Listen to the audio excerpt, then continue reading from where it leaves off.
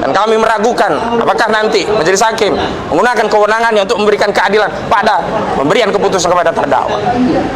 Ini yang menjadi persoalan bangsa. Ini bukan hanya persoalan 3 ustadz. Ustadz ini punya muhibbin, punya umat, punya banyak murid-murid yang tersebar di seluruh Indonesia. Jadi kezaliman kepada para ustadz ini juga kezaliman kepada murid-muridnya, juga kezaliman kepada umat, kepada kaum muslimin. Apa mau menunggu umat Islam marah selama ini selalu dituduh sebagai pelaku teroris dan menjadi korban terorisme?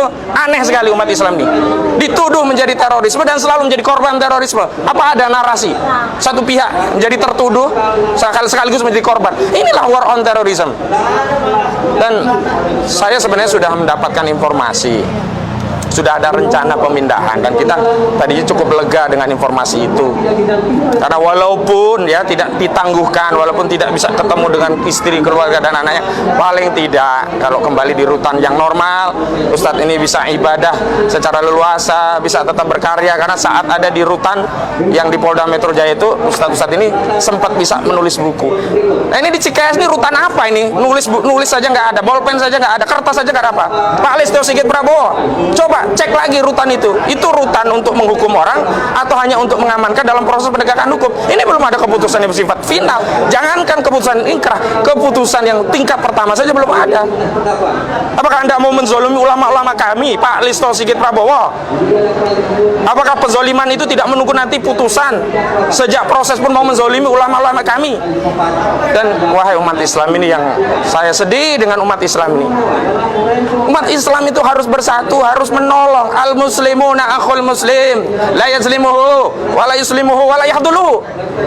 Jangan ketika ada penangkapan kepada ustadz merasa nyaman, tenang, yang penting bukan saya. Ingat, kalau tidak dilawan ini nanti juga akan melanda atau menangkap semua ustadz-ustadz lainnya. Kalau tidak dilawan nanti tidak ada lagi yang ngomong jihad, ya, padahal jihad itu ajaran umat Islam. Lama-lama Anda juga tidak boleh sholat. Kenapa? Karena ini sebenarnya ada narasi kebencian terhadap Islam dan kaum muslimin, bukan hanya kepada Ustadz Farid Ogbah, bukan hanya kepada Ustadz Anung Alamat, bukan hanya kepada Ustadz Ahmad Zainan aja. Jadi ingat, antum-antum yang merasa hari ini nyaman, di akhirat nanti akan ditanya oleh Allah Subhanahu wa taala, apa pembelaan antum-antum sekalian kepada saudara muslim? Ingat, kita dipersaudarakan bukan karena organisasi, bukan karena partai, bukan karena gerakan-gerakan, tapi kita dipersaudarakan dengan akidah la ilaha illallah Muhammadur Rasulullah. Apakah kita mau nanti kelak di akhirat didakwa oleh Allah Subhanahu wa taala apa yang telah engkau lakukan kepada saudara muslim, saudara yang sama-sama mengikrar syahadat asyhadu an la ilaha illallah Muhammadur Rasulullah, lalu kalian diam tidak membela mereka? Karena itu ini masih ada kesempatan kita diberi nyawa, diberi kemudahan, apalagi kita tidak dipenjara. Jangan kalian tidak dipenjara bebas tapi beramal seperti orang yang terpenjara. Antum kaum muslimin yang sekarang ini merdeka harus beramal dengan amalan orang yang merdeka.